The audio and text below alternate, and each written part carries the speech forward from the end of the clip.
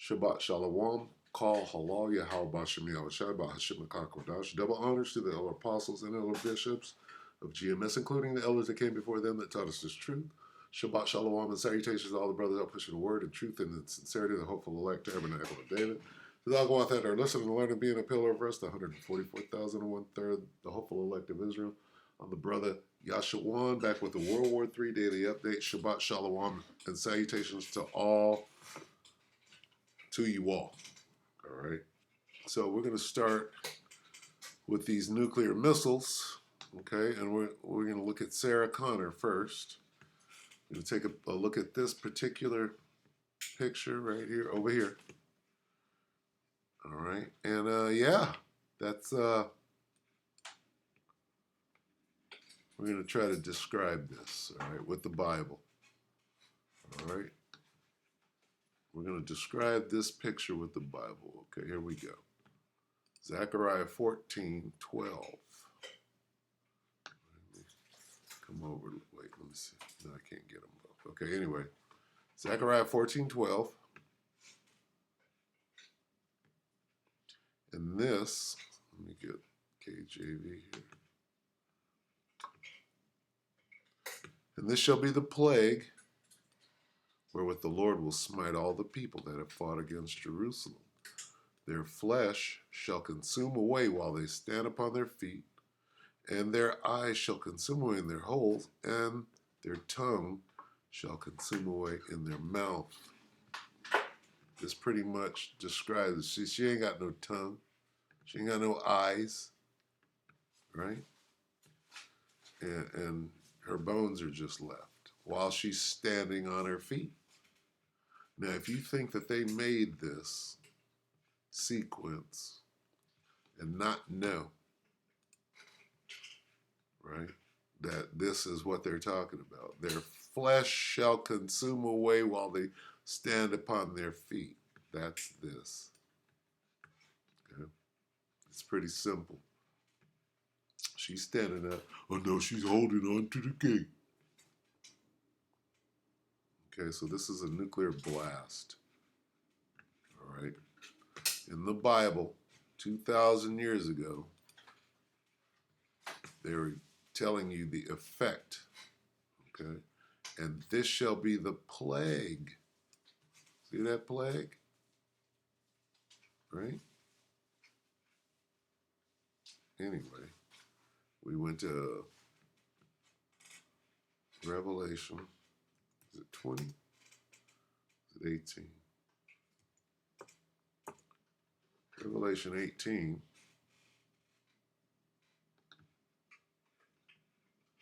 Right?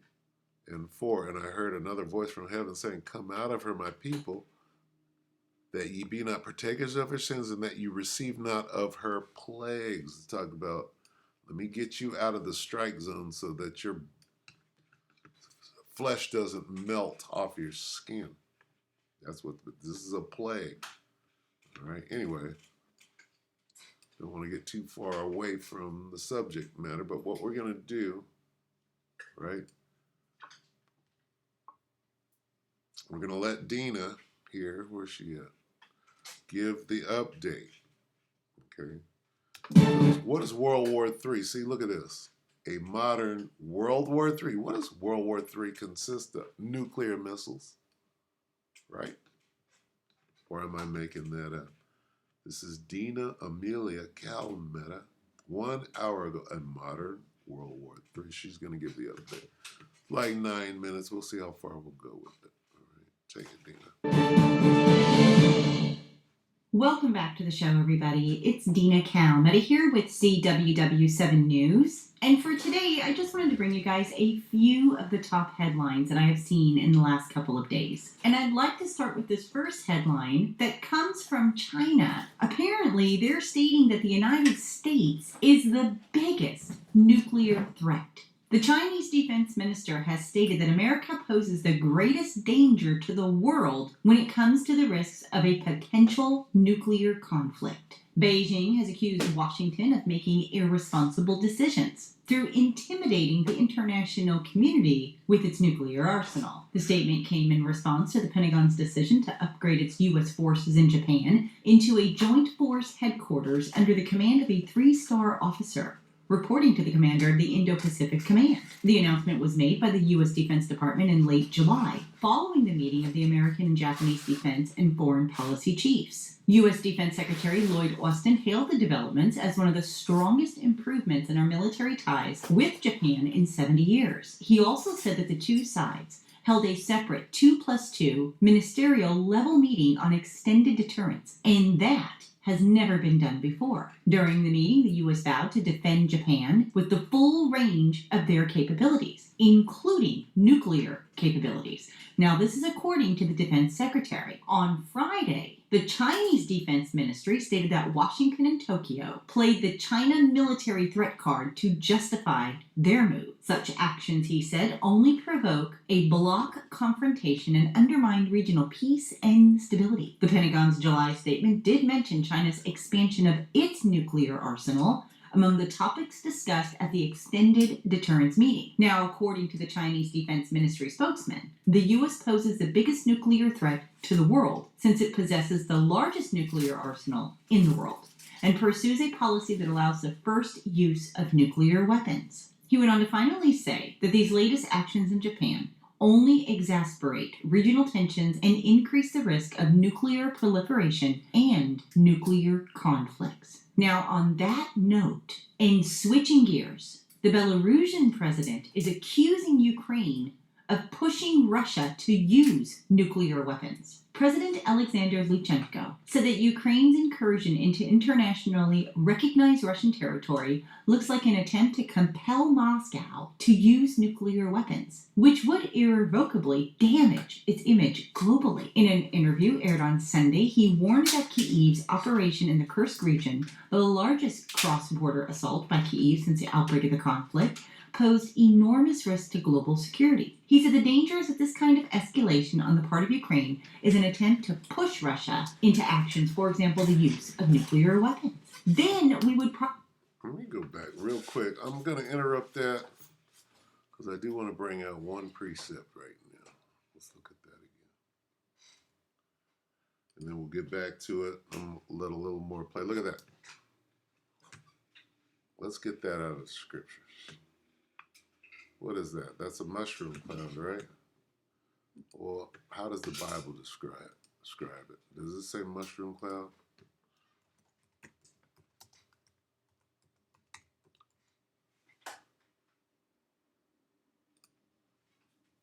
This is Revelation 6:14.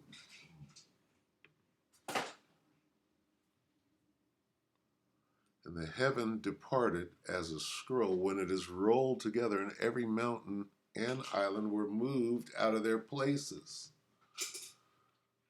Let's see. The sky was rolled up like a scroll, and all of the mountains and the islands were moved from their places.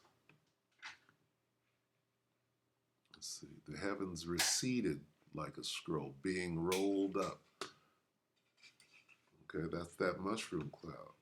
And it's rolling right in this area right here. As this goes up, right here is rolling together like a scroll, which is your mushroom cloud. Watch closely.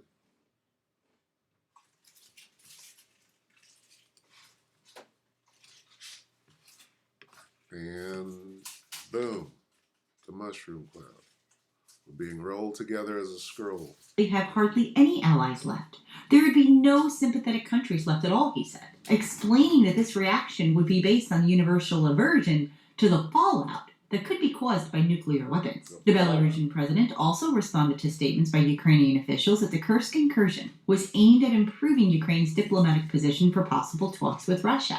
He said this plan is a classic, but it does not work in a struggle against a great empire that has not even begun to fight in earnest. Now, finally, it reports that according to its current nuclear doctrine, Russia can deploy its nuclear arsenal only in response to the use of nuclear and other types of weapons of mass destruction against it or its allies, and also in case of aggression against Russia with the use of conventional weapons when the very existence of the state is threatened. President Putin has said on several occasions that there is no need to use nuclear weapons in the Ukraine campaign. Moscow has warned that it may change its nuclear doctrine, but said that any changes would be in response to what perceived as escalatory moves by NATO.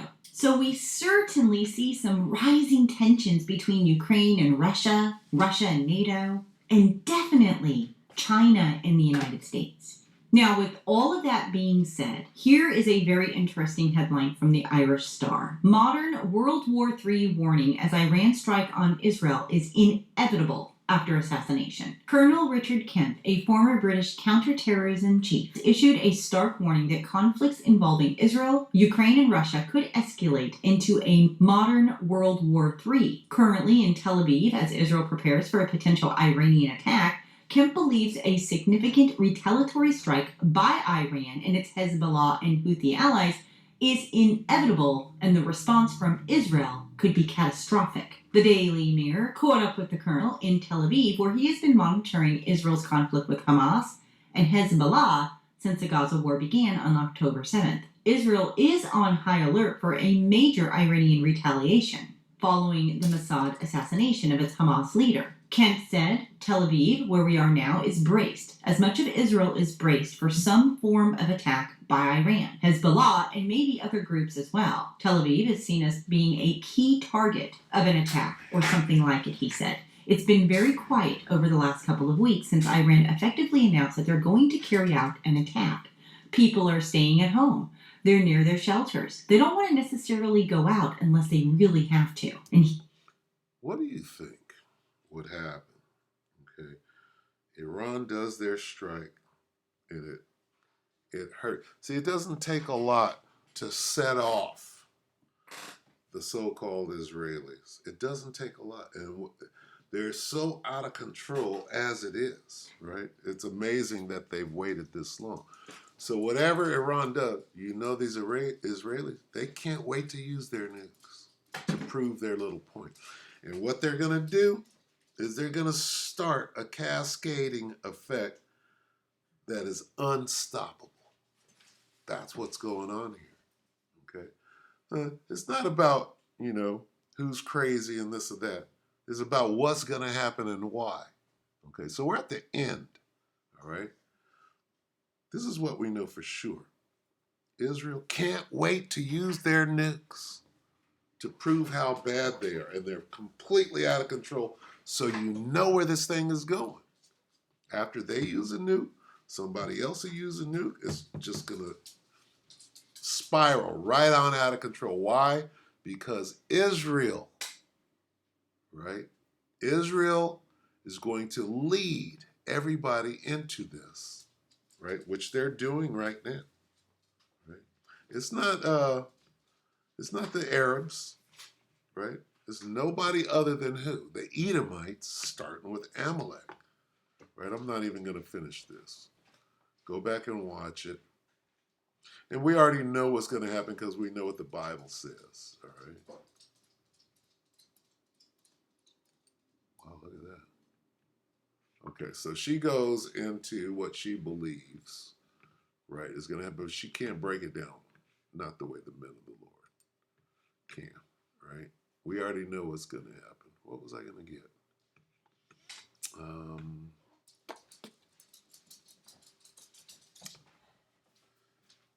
We'll just get Revelation on the way out. Let's see. Because, even during World War III, it's just not going to end like that. It's going to end with the war in heaven. Let's get the war in heaven real quick. Okay. Now, when you speak of the war in heaven, you have to understand that we're going to be able to see the war in heaven. Meaning, it's not in the heaven that you believe it's going to be in. All right? Let's get that real quick. The war in heaven, right? Well, this word heaven, what does that word mean? Does it mean the spiritual realm? It does not. Okay? And there was war in heaven. Michael and his angels, right, fought against the dragon. And the dragon fought in his. If I put blue right there, if I put blue right there, it would be "and his blue angels," correct? And that would give you a little better picture of what the war in heaven looks like. See, because when it says war in heaven, that word heaven means the sky. Okay? So war in the sky looks like this. This is Michael and his angels. This is Satan and his angels. Okay? This is Michael and his angels. This is Satan and his what? His blue angels. Are these his blue angels? What do the blue angels look like? Sometimes you got to go all the way in, right? What are the blue angels? Let's type that in. Blue angels. Let's get a visual of what these look like. Well, what do we have? Kind of looks the same, right? These are Satan and his angels, right? Same thing. Well, this is Michael and his angels. So this is what the war in heaven looks like, okay? The UFOs against the fighter jets. Okay, so we'll be able to see that. Now, okay, let's go back and let's get this word heaven. And there was war in heaven, right? This word heaven means the sky. Let's prove it. Revelation 12. War in heaven. War in what? Shemayim? Uranus. Uranus. Oranos. Strong's G 3772. Uranos. Uranos. Uranos. Okay, and what does it mean?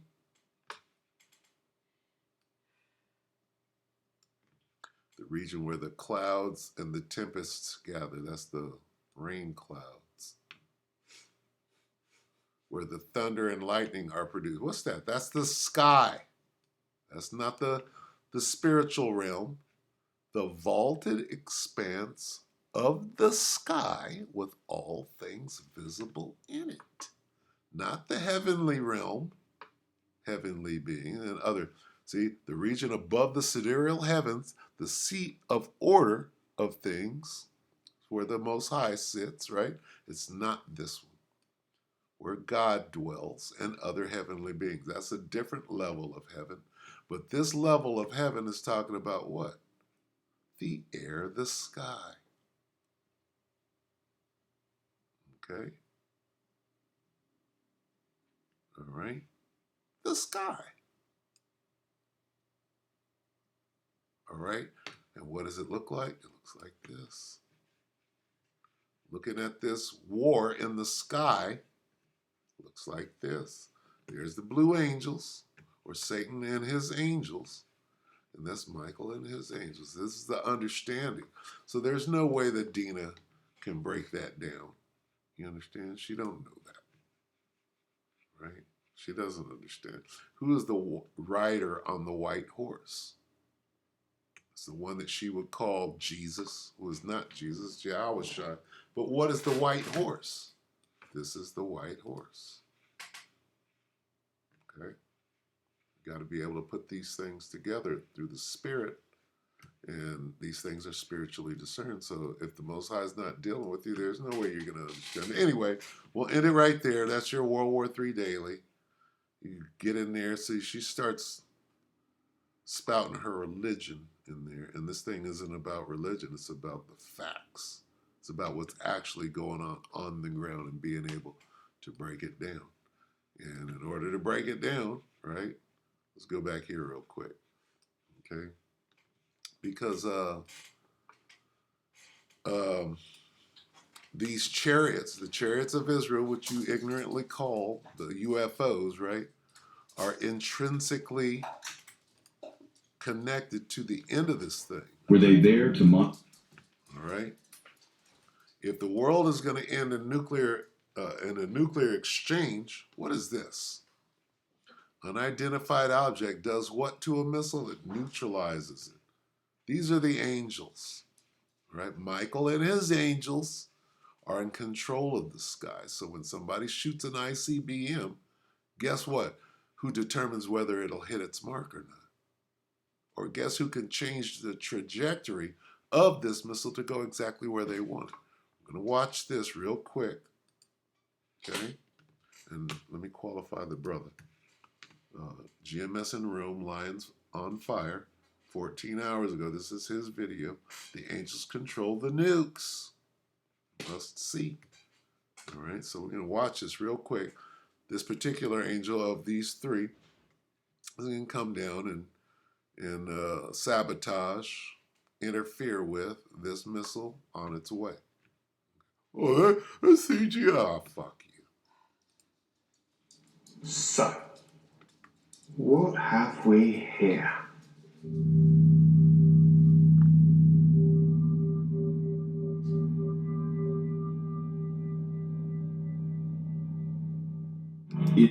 Okay, and that's all we need.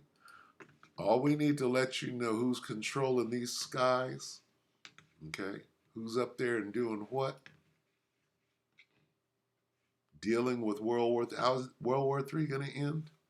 It's going to end with them nukes. Okay, for sure. And the UFOs play a major part in the whole ordeal. Okay, this is Revelation 11.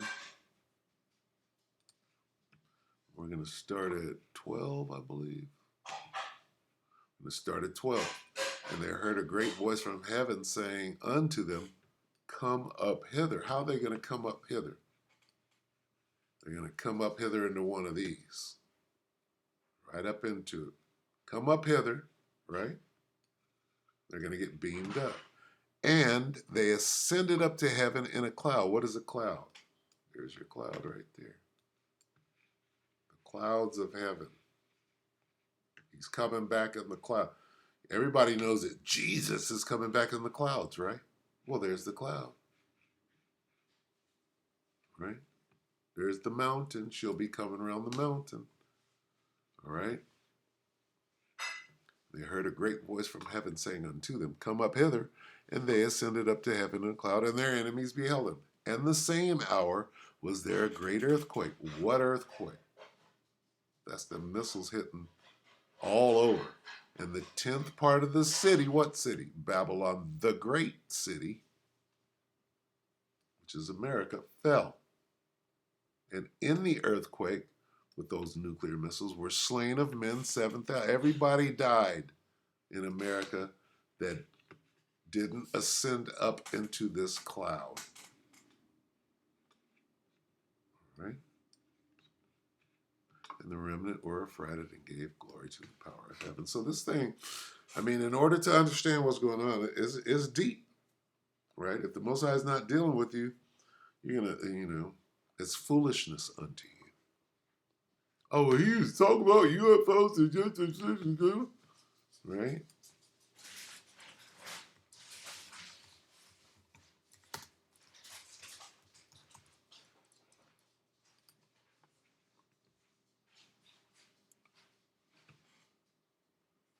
First Corinthians 2 and 14. But the natural man receiveth not the things of the Spirit of God, for they are foolishness unto him. This is of the Spirit of God. To understand this and to be able to pull it out of the scriptures, that's of the Spirit of God. The natural man receiveth not the things of the Spirit of God, for they are foolishness unto him. So when you try to explain what a UFO is, these are the angels. The one you call Jesus and God, they fly around in these things. That's foolishness unto the natural man. Nor can he know them because they are spiritually discerned. Okay? Am I wasting my time? Nope. Just doing what I'm commanded to do out here. All right? So with that, we'll go ahead and close it. We hope that you brothers and few sisters were edified. Shabbat Shalom.